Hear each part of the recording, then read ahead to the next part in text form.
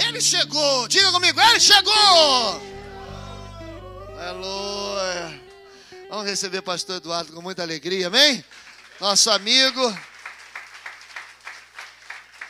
Antes de você chegar, a gente estava aqui, Eduardo, um momento em Deus aqui, porque 2013 foi um ano de muitas lutas, e muitas das vezes a gente perde a oportunidade, o hábito, né?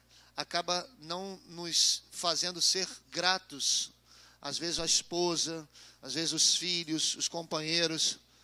Então nós começamos esse mês como mês da gratidão, e nessa manhã o Espírito Santo nos levou a termos mais esse momento de agradecermos uns aos outros por estar conosco durante essas lutas. E eu, como pastor dessa igreja, quero agradecer a você, porque todas as vezes que tanto você quanto Camila estiveram aqui, nós fomos muitíssimos abençoados. E eu espero que 2014, né, a gente continue tendo esse momento tão tremendo, que você continue tendo liberdade nesse altar para ser porta-voz daquilo que Deus colocar no teu coração. Muito obrigado. Vamos agradecer ao Senhor com mais uma salva de palmas.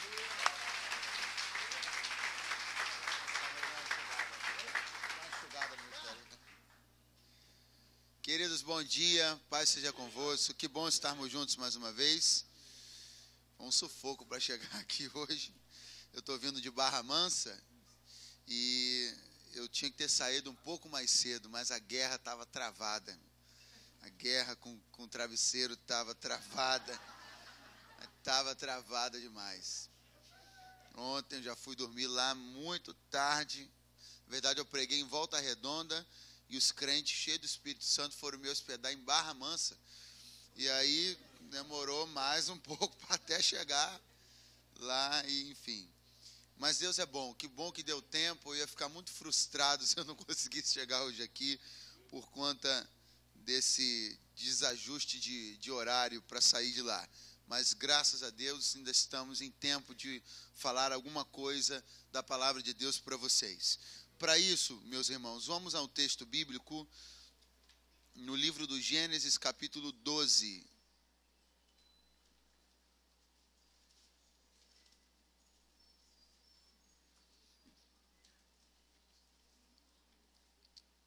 Verso de número 8.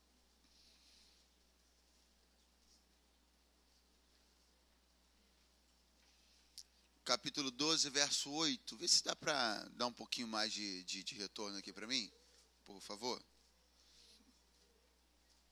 Capítulo 12, verso 8. Quem achou, diga amém. Glória a Deus. Passando dali para o monte ao oriente de Betel, armou sua tenda, ficando Betel ao ocidente e Ai ao oriente.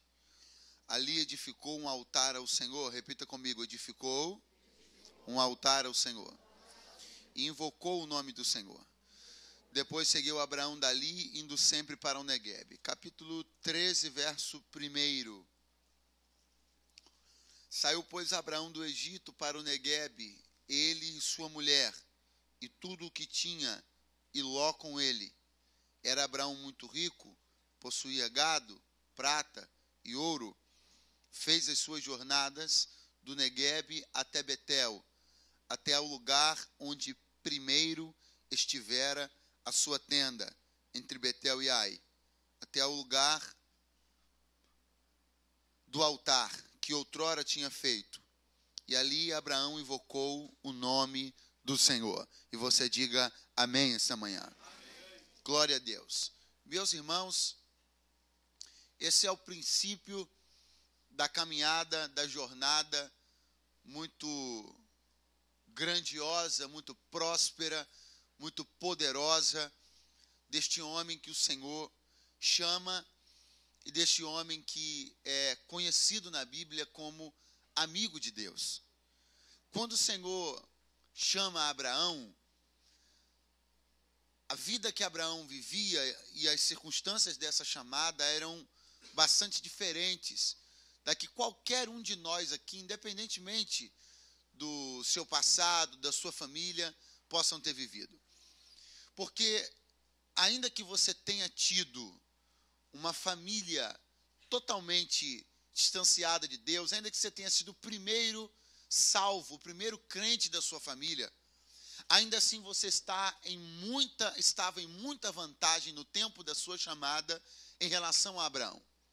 Porque a questão não era apenas Abraão ter sido o primeiro homem a ter entendido e recebido a doutrina de Deus através de aceitar e de crer num único Deus, no monoteísmo. Era essa palavra que eu estava procurando. Mas o grande desafio de Abraão era algo que não faltava, na verdade, para nós, que era ter algum tipo de referencial. Por mais que você possa não ter tido um referencial na sua família, quando você foi chamado para Deus, não era difícil enxergar um referencial. Até porque nós dispomos de um livro que está recheado de referenciais. Nós temos a Bíblia Sagrada. Basta olhar para a Bíblia e olhar um pouco para o passado, para nós nos depararmos com muitos exemplos de pessoas que abraçaram uma chamada, que creram na promessa. Mas Abraão não tinha isso. Quando Abraão olhava para trás, se ele olhasse para a sua família, ele desanimava. E se ele olhasse para a raça humana como um todo, os exemplos mais recentes da raça humana eram de decadência. A raça humana vinha de uma profunda decadência. Então Abraão não tinha no que se agarrar, a não ser na promessa, a não ser em Deus. Quando o Senhor disse para ele, sai da tua terra, do meio da tua parentela, e vai para um lugar que eu vou te falar, mas qual lugar é esse?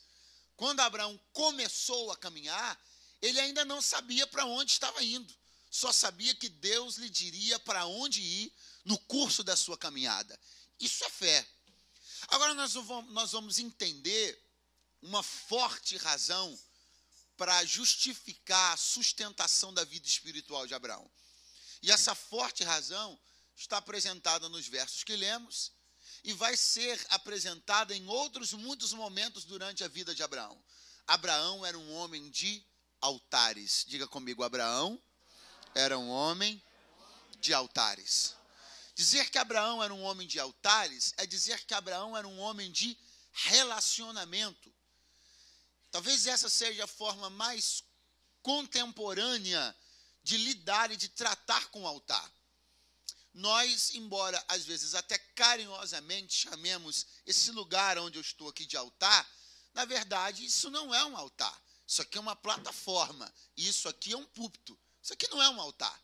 Carinhosamente, às vezes a gente trata esse lugar de onde parte a palavra como altar. Mas, na verdade, isso aqui não é um altar. Porque na dispensação da graça, altar não é um espaço físico. Na nova aliança que nós estamos, altar não é um ponto, um lugar no espaço geográfico. Altar é um meio, é um veículo de relacionamento, que pode ser na sua casa, pode ser aqui, pode ser no seu trabalho, pode ser dentro de um ônibus em movimento, pode ser dentro de um metrô, pode ser a muitos milhares de metros de altura dentro de uma aeronave.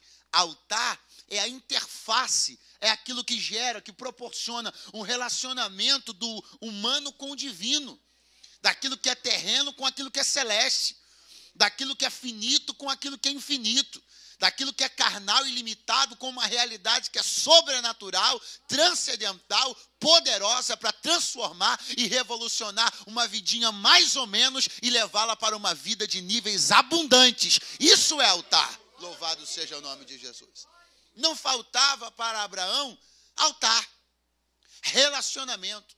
E veja como isso é importante para a vida de alguém que tem uma promessa de Deus. Como isso é um ponto de sustentação. O primeiro texto que nós lemos fala que Abraão começou a sua vida, sua caminhada com Deus, com relacionamento, com altar. Ele firma um altar em Betel. Logo depois que isso acontece, ele invoca o nome do Senhor, levanta um altar, e esse altar é fixado ali em Betel. Logo depois que isso acontece, vem uma fome sobre a terra que Abraão estava. O que parece muito incoerente com aquilo que Deus havia dito, com a promessa que Abraão estava vivendo. Aquela fome parecia, para alguém até, uma forma de tirar a legitimidade daquela promessa. Porque normalmente nós pensamos que se há uma promessa de Deus sobre um lugar, se há uma promessa de Deus sobre a nossa vida, nós não vamos passar por dificuldade nenhuma. E há até quem passe por alguma dificuldade e diga, não, então se isso aconteceu, é porque não tinha promessa nenhuma envolvendo esse lugar, ou envolvendo a minha vida, ou envolvendo a minha casa. Mas esse texto mostra que não. Ainda que a promessa de Deus estivesse sobre Abraão, de dar aquela terra para ele, a fome veio sobre aquela terra. Ele vai se ausentar dali e vai passar uma temporada no Egito. Uma temporada, diga-se até de passagem, bastante conturbada, envolvendo alguns episódios bastante tensos. Ele quase perde a esposa. Ele é envolvido em umas circunstâncias embaraçosas, até que, por fim, por causa da mão de Deus, ele consegue sair ileso do Egito.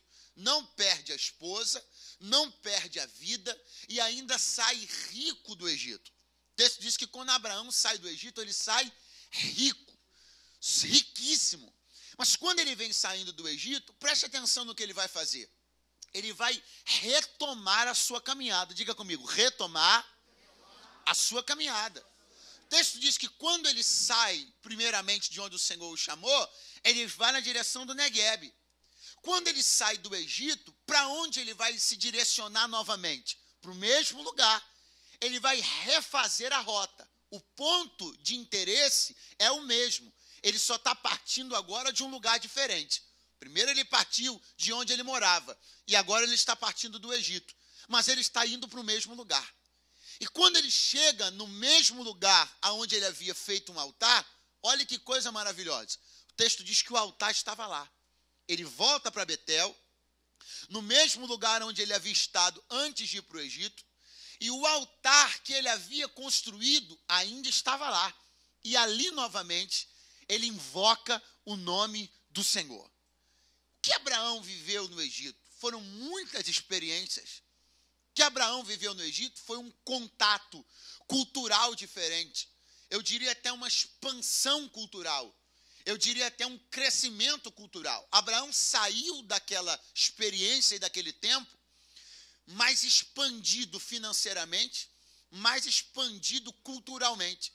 Mas o mais impressionante é que ainda que o Abraão que sai daquela experiência tenha uma mentalidade expandida, uma cultura expandida, uma vida financeira expandida, ele vai voltar para o mesmo ponto de apoio espiritual de antes.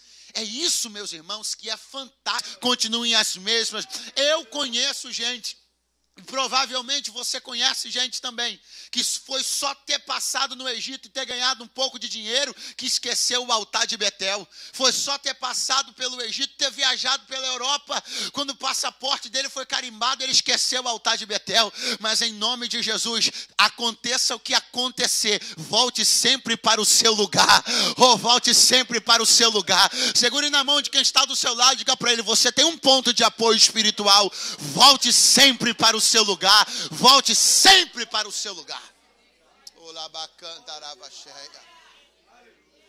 Não importa o quanto a sua vida mude, não importa o quanto ela melhore, não importa se você vai mudar de endereço, não importa se você vai mudar de carro, não importam as coisas que vão crescer, as ascensões que Deus, eu creio, proporcionará para a sua vida nos próximos anos. Mas não se esqueça de que você tem um lugar de relacionamento. Volte sempre para lá. Você pode passar por um dia inteiro de muita batalha, de muita luta, de muito sucesso. Te aplaudem aqui, te apertam a mão ali, se assina um contrato aqui, um outro acolá. Você passa o dia inteiro crescendo, granjeando, conquistando. Mas quando você chegar em casa, volte para o seu velho e bom ponto de apoio espiritual. Oh, louvado seja o nome de Jesus. Eu profetizo que partindo de qualquer lugar do mundo, a sua rota e o seu destino sempre serão Betel. Oh, louvado seja o nome do Senhor. Podem mudar os lugares de onde eu estou partindo, mas nunca muda o endereço para onde eu estou indo. Eu estou indo para um relacionamento com Deus.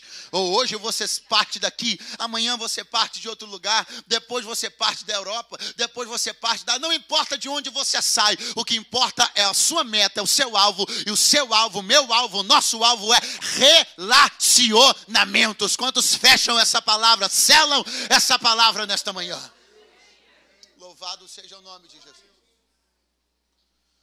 O texto diz que há uma contenda entre os pastores de Ló e os pastores de Abraão. Eles vão se separar. E exatamente no momento dessa separação, Abraão fará um novo altar para Deus. Não era um momento fácil. Não era um momento ameno. Não era um momento tranquilo. Todo mundo sabe que separações sempre são dolorosas. Quem é que se separa de um membro da família rindo? Quem é que vive um racha na família e fica rindo? Só que eu aprendo com Abraão que os altares não são só para os momentos de festa. Abraão fará um altar no meio da sua dor. Ele erguerá um altar em pleno momento de separação familiar. Ele erguerá um altar em pleno momento de rachadura na sua família. Agora, o que vai acontecer em seguida é que Ló se envolverá num drama profundo. O texto diz que Ló será sequestrado no meio de uma guerra e ficará no meio de um fogo cruzado. Mas você sabe o que vai acontecer? A Bíblia diz que Abraão vai se levantar, ele vai formar um exército. Mas o que é interessante, meus irmãos, é que as pessoas que trabalhavam com Abraão não eram guerreiros. Abraão não era um general, ele era um fazendeiro. Ele era uma pessoa que trabalhava como todas as outras pessoas na Palestina costumavam trabalhar. Atividade econômica baseada praticamente na agricultura. Abraão não tinha experiência de guerra, e os homens que estavam com ele também não. Mas um homem, sozinho, junto com os seus servos, venceu uma guerra de proporções quase mundiais. Diga para mim como isso pode acontecer. Tudo isso começa no altar. Escute, quem ergue um altar mesmo no tempo da dor, quem ergue um altar mesmo na hora da separação, está ganhando em Deus forças para travar guerras maiores do que a sua capacidade natural. Ei, eu vim aqui ser profeta de Deus esta manhã. Talvez você não tenha experiência dentro dessa situação que você está agora. Você está olhando para o que está acontecendo e está dizendo: eu não sou psicólogo, como é que eu vou aconselhar fulano? Eu não entendo nada disso, como é que eu vou fazer essa questão?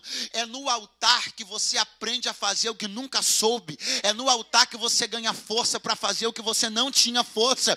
É durante o tempo de relacionamento que Deus empresta um pouco da grandeza, do poder e da excelência dele para você.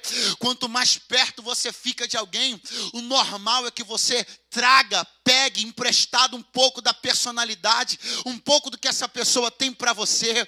É isso que acontece no altar. Meu irmão, quando você e Deus estão juntos no altar, um pouco daquilo que Deus é transferido para você. Existem atributos de Deus que são incomunicáveis, ou seja, não importa o quanto eu e você andemos perto dele, a gente nunca vai conseguir pegar isso de Deus, porque são atributos incomunicáveis. Por exemplo, a onipresença, a onipotência, a onisciência. Isso Deus nunca vai comunicar.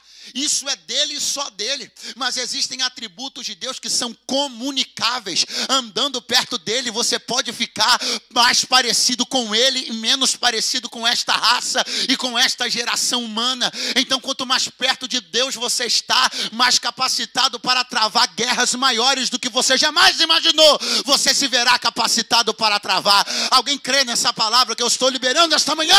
Aleluia! O tempo está passando na vida de Abraão. E ele agora está um pouco desanimado da sua vida, porque a idade está chegando e ele tem um sério drama. Não tem filhos, está vendo toda a riqueza que acumulou durante a vida sendo destinada na sua morte para algum servo da sua casa, porque ele não tem filhos. O Senhor visita Abraão e meio que pergunta: e aí, Abraão, está tudo bem? E Abraão diz: Senhor, como é que vai estar bem? Eu não estou bem, eu não estou feliz, porque eu ando sem filhos e o funcionário mais antigo da minha casa é o Eliezer. Se tudo der errado do jeito que está dando, tudo aquilo que eu conquistei ao longo da minha vida vai ficar para o servo mais velho da minha casa. Eu estou sem filhos. E Deus vai visitar Abraão com a renovação de uma promessa. E será um momento maravilhoso. E sabe o que Deus vai fazer? Deus vai entregar essa promessa no meio de um ato sacrificial. Deus vai entregar essa promessa no meio de um rito de relacionamento. Deus vai misturar promessa com altar, fogo com glória, e vai ser um Pentecoste só. Meu Pai Santíssimo, aleluia. Quantos estão esperando a renovação ou a entrega de uma poderosa promessa? Levantem as mãos esta manhã. Veja o que vai acontecer. Deus vai preparar um cenário todo especial para que aquela poderosíssima promessa, um pacto, um elo, uma aliança sejam firmadas entre ele, Deus e Abraão. E o Senhor vai dizer assim: Abraão, você vai fazer um altar para mim, mas diferentemente dos outros que você fez, esse eu vou fazer a lista. O que você vai colocar nesse altar, quem vai determinar sou eu. Queridos, escute isso. Nós damos ofertas espontâneas, nossos altares são voluntários, nossa vida devocional é movida de muita espontaneidade, de muita voluntariedade. Mas existem momentos onde Deus quer fazer uma coisa maior. E se Deus quer fazer uma coisa maior, e essa coisa que Deus quer fazer é de um tamanho incompatível com aquilo que você está oferecendo, com a vida devocional que você está vivendo, Deus vai te entregar uma lista. Não se assuste se essa lista tiver ingredientes diferentes daquela que você sempre colocou. Entenda isso como a seguinte coisa: se Deus está pedindo de mim uma coisa que eu nunca dei, é porque Ele quer me dar uma coisa que eu nunca recebi. Aleluia. Não, eu vou te dar outra chance. Eu acho que você não entendeu. Se Deus... Pega a lista. Pera aí. Deus está pedindo de mim uma coisa que eu nunca dei. Não tem problema, eu vou fazer. Deve ser porque Ele vai me entregar uma coisa que eu também nunca recebi. Oh, aleluia! O Senhor diz a Abraão: eu quero gado. Tire da sua fazenda. Eu quero um bezerro. Mate-o, sacrifique-o, tire da sua casa, tire da sua fazenda, um bezerro de uma certa idade. Ou seja, é um bezerro que já está na sua casa há alguns anos. Não é um animal que você vai lá na esquina, que você nunca viu, vai comprar e vai colocar aqui. Não, Abraão, eu quero um que já está na sua casa. E eu quero algo que já está na sua vida há algum tempo. Eu quero que você coloque diante de mim uma coisa que você já conhece. Quero que você coloque diante de mim uma coisa que já visita os seus pensamentos, já frequenta o seu coração. Eu quero que você coloque diante de mim uma coisa que você já está até acostumado com ela. E você até anda dizendo que não larga isso nunca. Mas para você hoje receber essa aliança que eu quero fazer contigo, você vai colocar diante de mim esse negócio que você disse que não vai largar. Você vai colocar diante de mim isso que frequenta a tua vida há tanto tempo, que frequenta a tua família há muitos anos. E escute, existem momentos onde o tamanho, a grandeza das coisas que Deus quer afirmar diante de nós exigirão a entrega de coisas que frequentam o nosso coração há muito tempo, mas Deus está dizendo: chega, não mais vai frequentar os teus rebanhos, eu quero que saia daí. Está na tua vida há muito tempo e você já até se acostumou em viver assim, você já até se acostumou com isso, mas coloca no meu altar, porque se você quer viver aquela promessa, aquela aliança, e se você quer que eu desça para firmar um pacto, então eu quero que você coloque aí coisas que você já se acostumou, mas coisas que eu nunca me acostumei que estivessem na sua vida. Oricanta, lava cheia. Coloque a mão no ombro de quem está do teu lado. Diga: você já se acostumou, mas Deus nunca se acostumou com isso. Você já olha para o espelho e já convive bem com isso, mas Deus nunca se agradou. Você já dá bom dia para esse sintoma, você já dá boa noite para esse sentimento, para você já entrou na sua rotina, já faz parte da sua família, mas Deus lá em cima está olhando todas as manhãs. Eu espero que você se livre disso, e de hoje não vai passar, vai queimar no fogo no meu altar.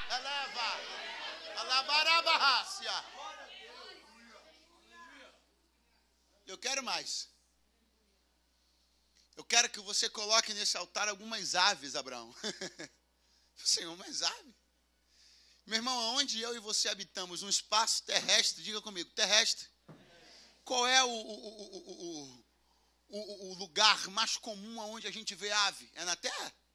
É na terra? Você até vê uma outra ave aí andando pelo chão, mas esse é o habitat dela?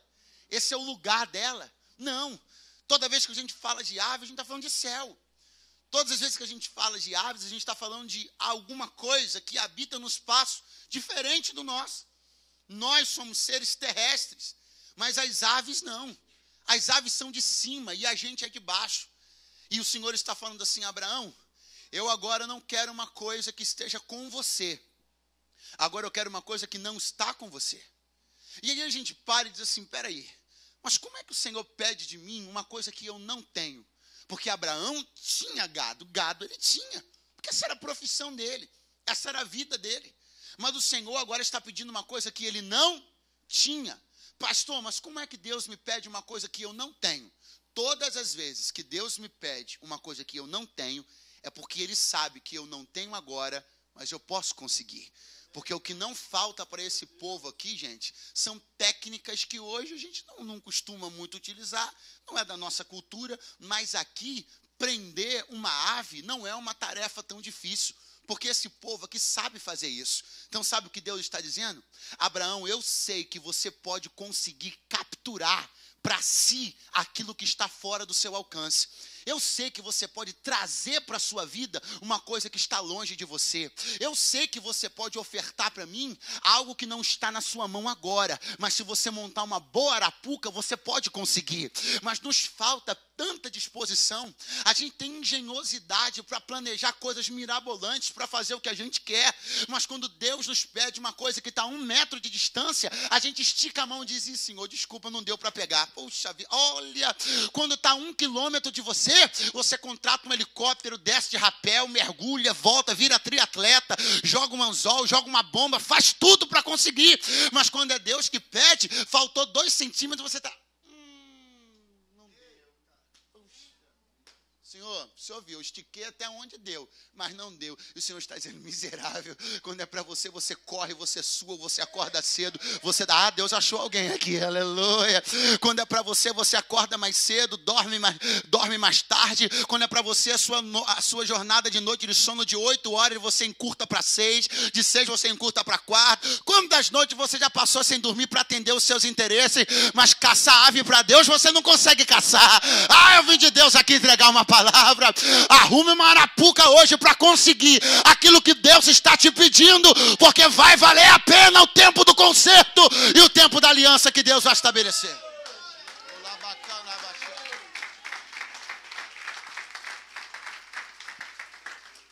Eu estou profetizando um pouco mais de esforço para nós. Eu estou profetizando um pouco mais de empenho para nós.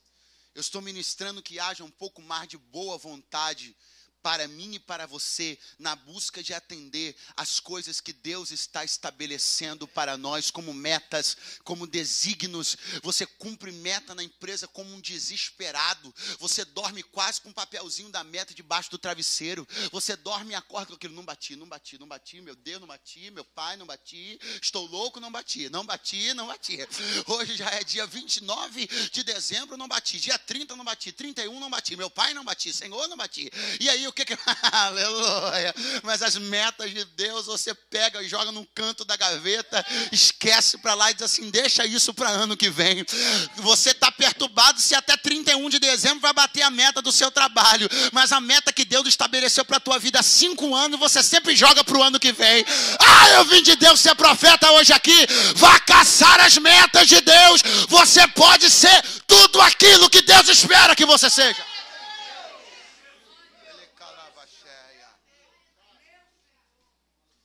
Arruma aí, Abraão. Abraão arrumou tudo. Pegou todos os animais do sacrifício, cortou na metade. Colocou uma fileira aqui e uma fileira aqui. Foi Deus que disse que era desse jeito. Tinha um caminho entre as 2 partes. Metade na direita, metade na esquerda. E ficou um caminho no meio. Deus disse assim, Abraão, eu vou passar aí. Pai, meu irmão. Rapaz, eu fico arrepiado com isso aqui. Deus disse assim, Abraão, faz a estrada, pavimenta ela, porque eu vou passar no meio. Delecantara. Você não está entendendo uma coisa, meu filho? Não, você não está entendendo. Tudo isso que Deus está te pedindo e que você está pensando que é muito, isso é uma estrada que Deus vai passar por ela. Você não está entendendo. Todas as coisas que Deus requeriu de você durante esse ano, era você pavimentando uma estrada. E Deus me diz assim, eu vou descer e vou transitar na estrada do teu sacrifício. Calamante, o revaia. Não profetiza para quem está do teu lado. Diga para ele, Deus vai transitar na estrada do teu sacrifício. Deus vai transitar na estrada da tua oferta. Deus vai fazer passagem no meio da tua adoração. Deus habita no meio dos louvores. Aleluia.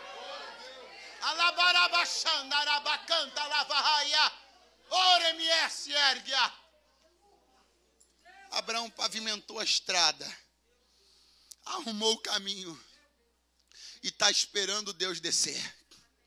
Mas antes de que Deus tivesse descido, uma outra coisa desceu antes. O texto diz que aves de rapina desciam do céu e vinham contra o sacrifício de Abraão. Compreenda isso, meu irmão.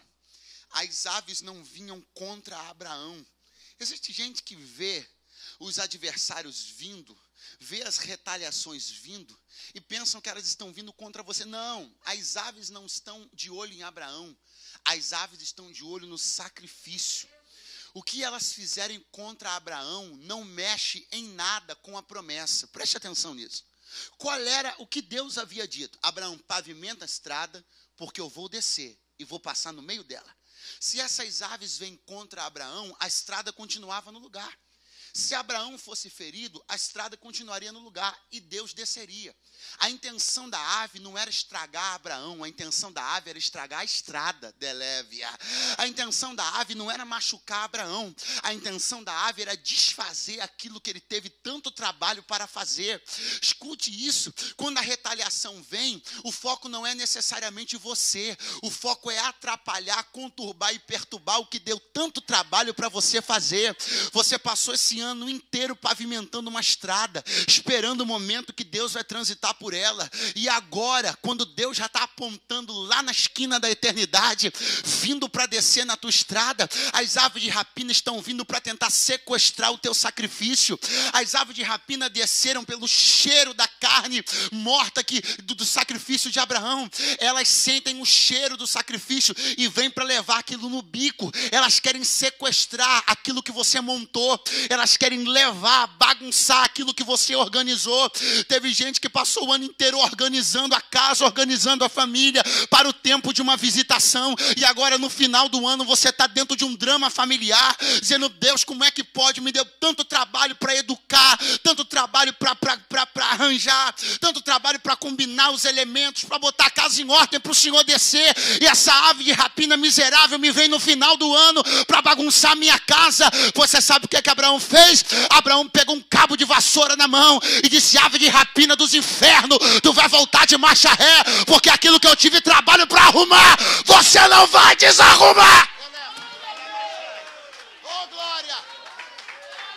Aleluia! Bota a mão no ombro de quem está do teu lado e diga para ele: fica bravo nessa manhã. Pode falar para ele: fica bravo. Enxota essas aves de rapina. Elas querem atrapalhar tudo que você organizou. Elas querem conturbar a ordem da tua família. Elas querem deseducar a educação que você deu aos seus filhos. Elas querem imoralizar os conceitos de moralidade que você deu para a sua família. Mas há poder no nome de Jesus. Há poder no nome de Jesus. Pega a mão de quem está do teu lado, chacoalha ele, grita comigo: ninguém, muito fraco, diga: ninguém vai bagunçar aquilo que eu arrumei. Diga: ninguém vai destruir a estrada que eu pavimentei. Diga: Deus já está vindo aí, Deus já está vindo aí, Deus já está vindo aí, Deus.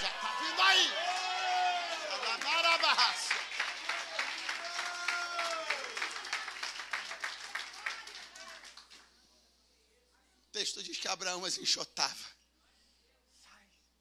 Sai. Sabe, gente, o que é que eu estou vendo? É tão lógico isso aqui.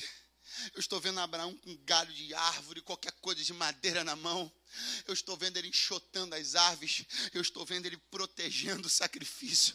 Eu estou vendo ele usando até o seu próprio corpo como uma muralha. Eu estou vendo o velho e cansado corpo de Abraão quase que se debruçando em cima da estrada, um galho de árvore na outra mão, enxotando as aves de rapina. Senso, instinto de proteção.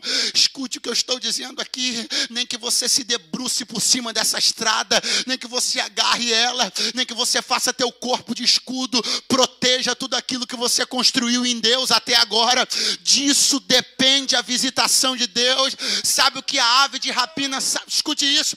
Você sabe do que a ave de rapina sabe? Do que ela tem conhecimento? Ela tem conhecimento que Deus não desce em estrada bagunçada. Ela sabe que Deus já está apontando na esquina, mas se ele olhar lá de cima e ver as coisas diferentes do jeito que ele ordenou, ele vai dar meia volta, pastor Márcio, e vai voltar para o lugar dele, porque ele não comunga com bagunça, ele não compartilha com estrada esburacada. Ela quer destruir a estrada para atrapalhar a chegada de Deus, mas antes disso você precisa agir, antes disso você precisa agir de forma enérgica, de forma intrépida. Eu não sei quantos anos você tem, eu não sei se você tem problema de coluna, eu não sei se você gosta de saúde, eu não sei se você malha, eu não sei se você está em forma, mas de um jeito ou de outro, se levanta no poder do Espírito e diga: ninguém vai atrapalhar aquilo que eu construí até agora. Ninguém. Cantarás.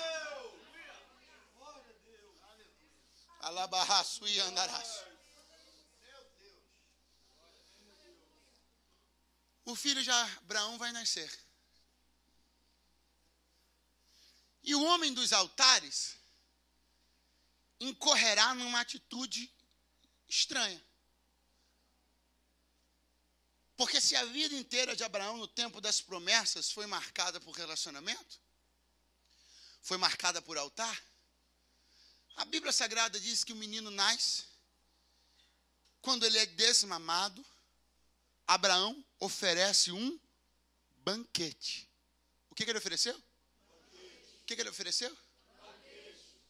Eu de antemão preciso lhe dizer uma coisa. Tenho nada contra os banquetes. Pelo contrário. Eu não tenho nada contra os banquetes. Eu não tenho nada contra a aparição dos banquetes. Eu tenho contra o desaparecimento dos altares. O problema não foi o aparecimento de um banquete. O problema é que o banquete entrou no lugar do altar. O problema não foi que Abraão fez uma festa. O problema é que a festa de Abraão parece, no entendimento dele, ter substituído o ato devocional e sacrificial. E aí, meu irmão, aí Deus vai ter que agir. Porque se tem uma coisa que Deus não vai permitir, é que a sua vida se desvie da rota do altar. Se tem uma coisa que Deus vai cuidar pessoalmente para manter, é você no altar. E se Deus olhar lá de cima e perceber que Isaac para a sua vida está se constituindo num desvio de rota de altar, Deus vai pedir esse Isaac. Cadê o Glória que desapareceu agora? Sumiu o Glória. Cadê o Glória? Estava aqui atrás, estava escondido ali atrás do monitor, Glória. Abraão, faz o seguinte. Já que você já não vai mais espontaneamente ao altar, já que você virou um promoter e o seu negócio agora é fazer festa,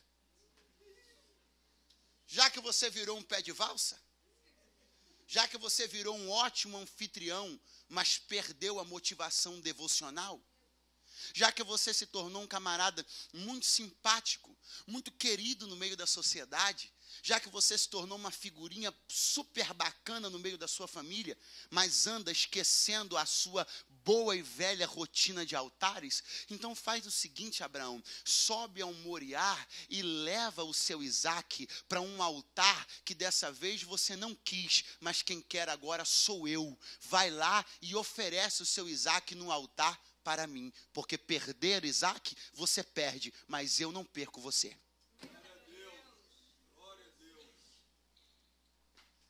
Escute isso aqui, meu irmão. Estava lindo até agora. E continua. E vai continuar. Sabe por que vai continuar? Porque Deus não vai perder você. Deus não vai... O que Deus tiver que fazer... Eu entendo que você não se alegre muito com o que eu vou dizer agora. Mas o que Deus tiver que podar, cortar, tirar, arrancar, extrair, separar, o que Deus tiver que fazer para que a sua rota a caminho do altar se restabeleça, Deus vai fazer.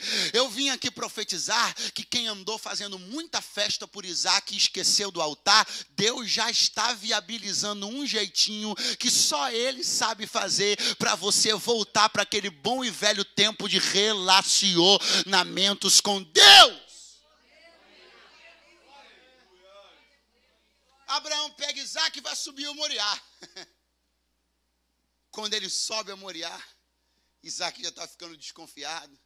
Papai, eu não queria falar nada não, mas é que eu estou vendo a lenha e o fogo, mas eu não estou vendo nada para botar no fogo não. Meu filho, Deus proverá para si cordeiro para o holocausto. Abraão amarrou Isaac, e o escritor aos Hebreus diz uma coisa fantástica, fantástica. Quando o escritor aos Hebreus, na galeria dos heróis da fé, está falando sobre Abraão, o texto diz que Abraão, pela fé, o recuperou. Espera aí. O escritor aos Hebreus está dizendo que Abraão recuperou Isaac. Eu perdi alguma coisa do texto? Isaac morreu? Sim ou não? Sim ou não? Isaac foi sacrificado, sim ou não? Depende do ponto de vista. Porque Hebreus, o escritor aos Hebreus disse que Abraão recuperou. E a gente só recupera uma coisa que perde. E aí você olha para o texto e diz assim: o cutelo não tocou em Isaac. Verdade. O sangue de Isaac não desceu. Verdade. Isaac não faleceu naquele altar. Verdade. O coração de Isaac não parou de bater. Verdade. Mas quando Abraão levantou o cutelo para ele já tinha perdido. É por isso que o escritor aos Hebreus está dizendo: Abraão recuperou. A gente olha e diz assim: Deus é muito mole para Abraão, que Deus deixou na hora H. E na hora H Deus foi e mandou o cordeiro, mandou o anjo para parar. Então aquilo não valeu nada. Quem disse que não valeu? A mão de Abraão, o cutelo não desceu no coração de Isaac, mas no coração de Abraão ele já estava disposto a fazer. A interrupção de Deus só veio quando o olhar de Deus enxergou dentro de Abraão que o sacrifício dentro de Abraão já tinha acontecido. O cutelo não tinha batido em Isaac, mas no coração de Abraão já estava desprendido. O sacrifício já estava pronto. Existem momentos que Deus vai entrar exatamente na hora que ele perceber que a medida corretiva e disciplinar dele para com você funcionou. Abraão está de volta ao altar. Levante-se do seu lugar nesta manhã de domingo, porque existem coisas que você está esperando, mas Deus mandou eu te dizer: só vou entrar quando eu olhar para o teu coração e perceber, voltou para o altar. Não adianta você estabelecer tempo, não adianta você dizer: Deus, eu quero até tal hora, não adianta você dizer: Deus, eu quero até tal dia. Deus está dizendo: não, quem faz o tempo não é você. Isso pode acabar a hora que você quiser. A hora que você quiser. Não precisa dar tempo, não. Isso pode acabar hoje. Basta que eu perceba no seu coração que você voltou para mim. Se eu olhar para o seu coração e perceber que ele não está mais no júbilo, ele não está mais apegado na festança e ele voltou para o altar, eu vou restituir, eu vou fazer você recuperar o que você perdeu. Quando eu entender e perceber que você voltou a ser quem você sempre foi diante do meu altar, eu vou te devolver coisas que você perdeu. Eu vou restituir coisas que foram embora. Elas foram embora só por um tempo. Você teve a sensação que perdeu, mas não perdeu. Eu estou segurando. Mas quando eu olhar para você e perceber que funcionou, eu vou te entregar de volta. Mas enquanto isso não acontecer, você vai continuar tendo a sensação que perdeu. Porque o que Deus quer não é Isaac, Deus quer é você. Diga para quem está do seu lado: Deus nunca quis Isaac, Deus queria era Abraão. Diga para ele. Pastor, mas Deus pediu Isaac, mas Deus nunca quis Isaac. Deus pediu Isaac para ter Abraão. Você está entendendo isso? Mas eu estou sofrendo porque Deus me pediu isso. Deus não queria aquilo, Deus não precisa daquilo. Deus só pediu aquilo para isso ser um meio de você se reaproximar daquilo que você havia se distanciado. É verdade que os bons momentos da vida podem exercer sobre nós um certo distanciamento e esfriamento das coisas espirituais. Ô meu irmão, quem aqui já não viveu uma fase muito boa no trabalho? Quem aqui já não começou a ganhar um pouquinho mais de dinheiro do que ganhou durante a vida e de repente ficou muito alegre? Ficou tão alegre que esqueceu do altar. Quem aqui já não passou tanta luta na família e quando de repente olhou tudo no lugar, esfriou um pouco? Os bons momentos isso é nosso, gente. Isso é nosso, isso está em nós. Os bons momentos, a hora do cumprimento, enquanto a promessa não chega, a gente fica no altar, mas depois que ela chega, a nossa tendência é ir para os banquetes e abandonar os altares. Mas Deus está chamando você de volta hoje aqui.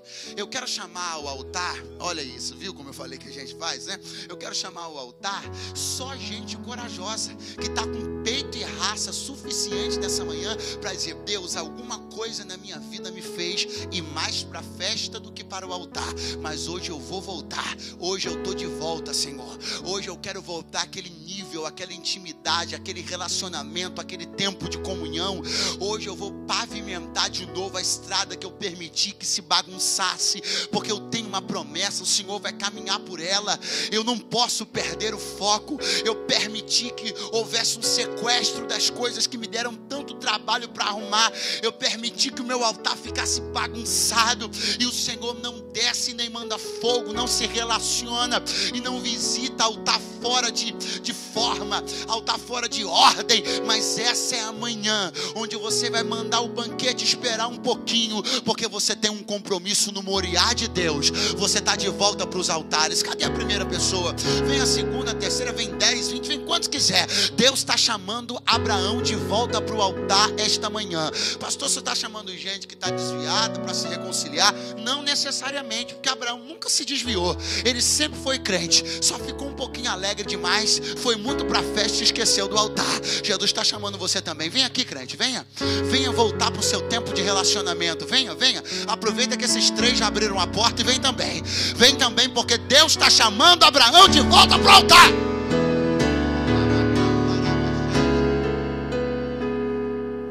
Decisão é sua. Vai durar quanto tempo você continuar resistindo em voltar para aquela vida de intimidade que você tinha. Ah, Senhor, está me fazendo tanta falta que o Senhor me pediu, e você vai continuar sentindo falta. Enquanto você não entender que o que Deus quis não era aquilo, que Deus quer você de volta, não vai voltar para a sua mão. O cordeiro será providenciado para o holocausto. Deus vai substituir aquilo que você perdeu por uma outra coisa. Mas você precisa entender. Chega mais para frente aqui, por favor. Mais para frente, isso, deixa o pessoal vir, que Deus está chamando você de volta para o altar. Igreja, estenda as mãos agora em nome de Jesus. Oh, bendito seja o Cordeiro de Deus. Oh, bendito seja o Cordeiro de Deus. Pastor, perdi um pouco o foco. Então sai daí do teu lugar e vem para cá, meu filho. Pastor, me emocionei demais com a vitória. Fiquei feliz demais, inclusive. Essa é a primeira vez que eu estou vindo na igreja esse mês de dezembro, né? Então sai daí correndo e vem para cá, porque Deus está te chamando de volta para aqueles bons e velhos tempos que você sempre viveu diante do altar. Ou eu quero orar com você agora. Pai Santo, em o nome de Jesus, como está sendo bom estar diante da tua presença nesta manhã. Como o Senhor está nos advertindo, falando conosco, nos esclarecendo coisas que de repente até agora estiveram obscuras diante do nosso olhar, mas que agora estão ficando claras. O Senhor está nos chamando de volta. Tem muita gente que pensou que o que o Senhor queria era Isaac, mas o Senhor nunca quis Isaac.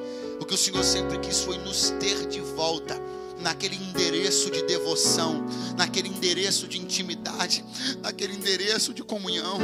Pai, aqui estão pessoas que no tempo do cumprimento da promessa foram para os banquetes e abandonaram os altares, mas estão voltando esta manhã, trazendo até uma certa dor, trazendo até a dor de uma perda, de algo que está lhes doendo, mas estão dizendo: Senhor, eu entendo entendo que tudo isso serviu ao propósito de me conduzir de volta ao altar.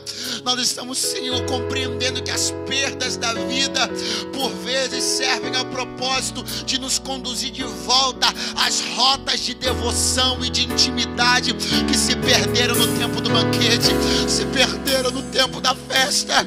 Nós estamos de volta aos altares esta manhã, Senhor. Nós queremos enviar essa notícia para a alegria do céu e para desespero do inferno. Nós estamos de volta ao altar. Em nome de Jesus, nós selamos este pacto diante de Ti. Estamos colocando tudo em ordem novamente. A estrada está de volta no lugar. As máquinas estão na pista. A pavimentação está sendo toda realizada. Os buracos estão sendo tapados. E Ele está chegando. O tempo da aliança está chegando. O tempo do conserto está chegando. Deus vai transitar na nossa estrada. Eu creio nesta palavra. Eu creio nesta palavra. E quem crê também diga amém esta noite. Levanta a sua mão direita comigo. Levanta a sua mão esquerda também. Levanta as duas. Grita bem forte após mim. Para a alegria do céu. Foi muito fraco. De novo. Para a alegria do céu e para desespero do inferno, eu estou de volta ao altar.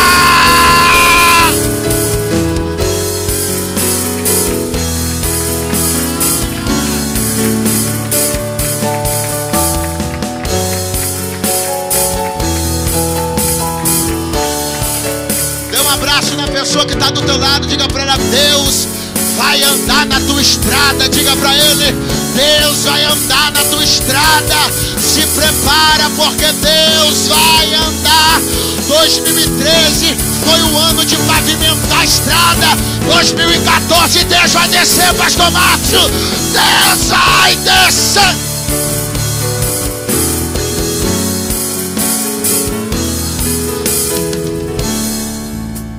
Pode tomar o seu lugar. Deus abençoe a sua vida rica e abundantemente. Pode tomar o seu assento. Como eu acredito que nós não vamos nos ver mais esse ano, eu quero desejar a todos vocês um Feliz Natal. Que seja um Natal de muita comunhão com Cristo Jesus. Seja um Natal de comunhão com a sua família. Que seja um momento muito especial, onde você entronize a presença de Jesus Cristo na sua casa de uma maneira muito especial e muito devocional. Que o seu ano novo seja repleto de bênçãos. É fato, a nossa vida é assim. Essa forma do nosso calendário, ela imprime sobre nós essa sensação de mudança de ciclo. E cada ano que vira, a gente sempre tem aquela ideia de um recomeço. Isso é coisa da nossa civilização, coisa do nosso calendário, e presta sempre a um serviço de renovar a nossa esperança de que as coisas vão melhorar para a glória de Deus. Eu profetizo que seja assim na sua vida, na sua família, em o nome de Jesus. Deus nos abençoe, graças a Deus. Amém.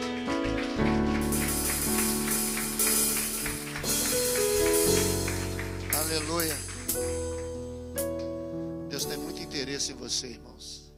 Deus tem muito interesse em nós. Amém? Deus é Deus poderoso, que fala da maneira que Ele quer, como Ele quer, do jeitinho dEle. Não tem jeito, não poderíamos terminar o ano sem ouvir uma palavra como essa, não é verdade? O altar sempre foi e sempre será o seu lugar. Há algum tempo na nossa vida a gente lutou muito, porque queriam mexer na essência. As pessoas podem cortar seus galhos, elas podem arrancar suas folhas, elas podem acabar com seu fruto, elas podem inclusive cortar o seu tronco, mas elas nunca podem tocar nas suas raízes. Talvez você diga aqui nessa manhã: pastor, eu não tenho mais nada. Mas você tem uma raiz. A palavra de Deus diz que ao cheiro das águas você vai brotar de novo. Raízes falam de altar, de um lugar que não se perde. Então nunca deixe ninguém tocar nas suas raízes. Nunca. Nenhuma liturgia, nenhuma denominação, nenhum pastor, não deixe ninguém tocar nas suas raízes. As suas raízes são raízes de Deus, e Deus vai fazer brotar de novo. Amém? Fique de pé que a gente vai terminar. Eu quero terminar este culto cantando essa canção.